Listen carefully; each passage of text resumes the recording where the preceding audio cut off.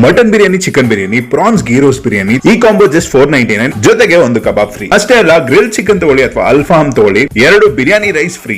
ಇದು ಕೂಡ ಜಸ್ಟ್ 499 ಗೆ ಕೊಡ್ತಾ ಇದ್ದಾರೆ. ಹಬ್ಬ ಮುಗಿಸಿ ಬ್ಯಾಟಿಂಗ್ ಮಾಡೋರಿಗೆ ಇದು ಭರ್ಜರಿ ಆಫರ್ ಅಂತ ಹೇಳ್ಬೋದು.